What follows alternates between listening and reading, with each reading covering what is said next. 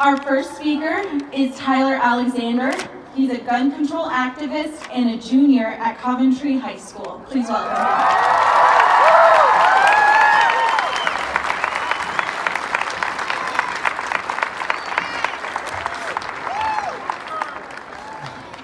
Hi guys.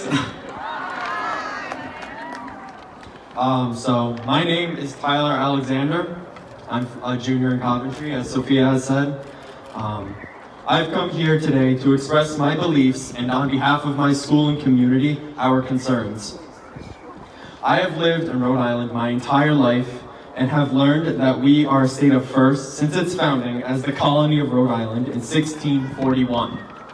Rhode Island is home to the first offshore wind farm in America and is the birthplace of freedom of religion.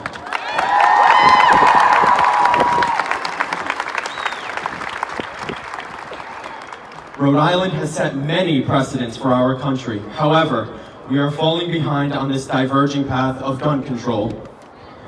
In our state, it is still legal to buy assault-style weapons.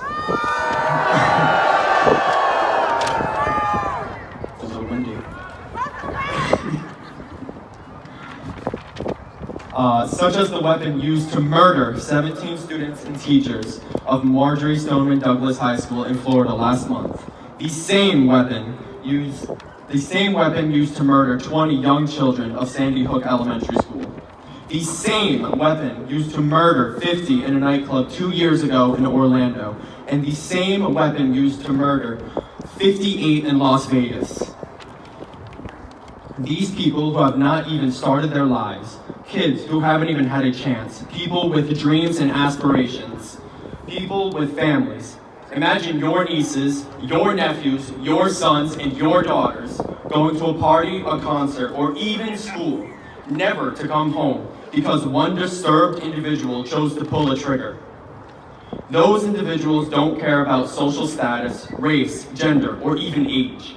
Nothing will be able to stop them unless we all overcome this pressing issue of gun control.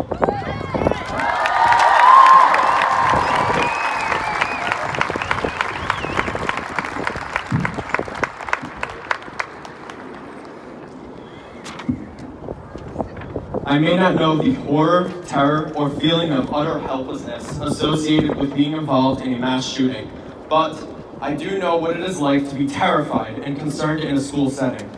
I do know what it is like living in a country where greed takes priority over the lives of the youth.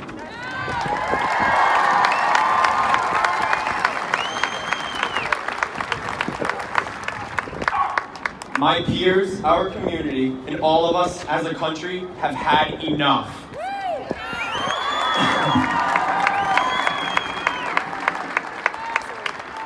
We are done living in fear.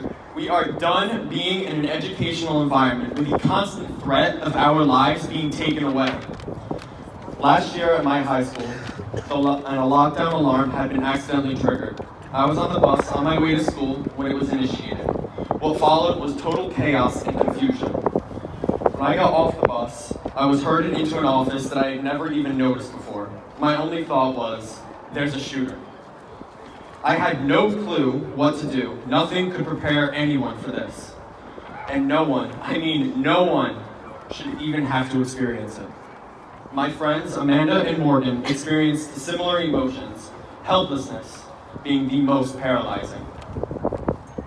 In asking Morgan about her experience, she recounts saying, As we pulled into the school, a fellow student in our car ready to eat saying there had been a shooter in the school. Then I started crying after an officer wouldn't tell me what was going on. And 2 friends saw me and rushed me from him with all the people. I asked her sister Morgan how she felt that day. And she said, I didn't think much of the lockdown until we saw our principal yelling for everyone to get into a classroom. No one knew what was happening as I stood in a random one. All I could think about was my sister. I didn't have any way of contacting her because my phone was dead and I was terrified. I didn't know if she was in the school or not. All I could do was wonder. Wonder about whether she was alive, wonder what was happening, and wonder if a gunman was about to kill us. This is what we as a generation have to worry about. We worry that we are going to die today because of a bullet. We worry that the next drill won't be a drill at all, but a warning to run and hide for our lives. The threat continues to get progressively real every day, every shooting, and every scare. More recently, on March 14th, my school had a power outage due to an accident with power lines. That same day, there was an alleged threat made that it would appear that a shooting would happen. When all the lights went out, everyone's first reaction was that a school shooting was about to occur. We should not live in fear every day at our schools, at our social events, and in our community, that a gunman will walk in and take our lives with the simple pull of a trigger. Our principal shouldn't have to announce over the intercom that a power outage is not a sign of imminent danger.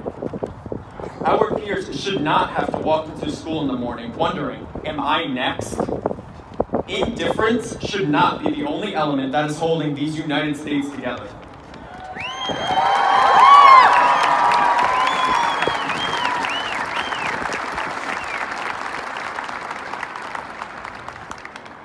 The two-party system should not be a reason for the inability to cross party lines and pass common sense legislation on gun control.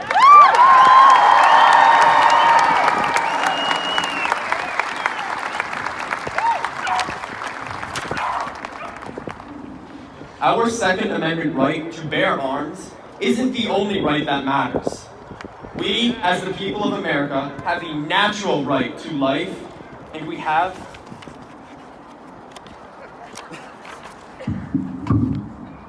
a natural right to life, and we have the natural right to the pursuit of happiness. How are we supposed to pursue happiness if we are paralyzed by fear every day?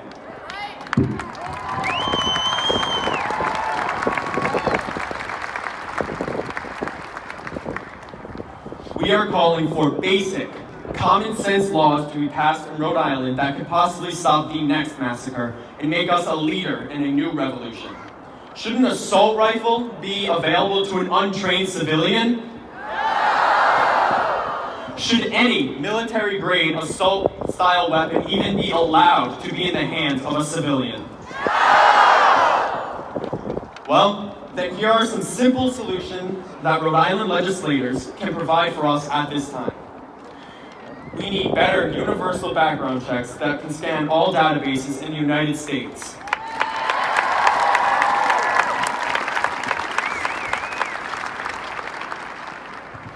The minimum age should be raised to 21 if anyone wants to buy any sort of firearm.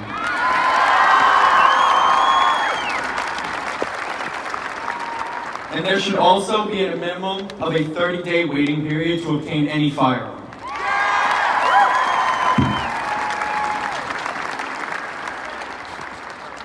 It is up to us to stop the next shooting, to make it impossible to obtain a weapon of mass murder.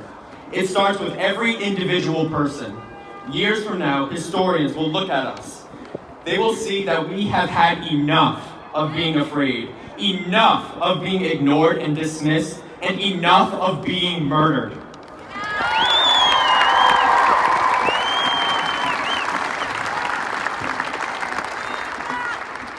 We have had enough.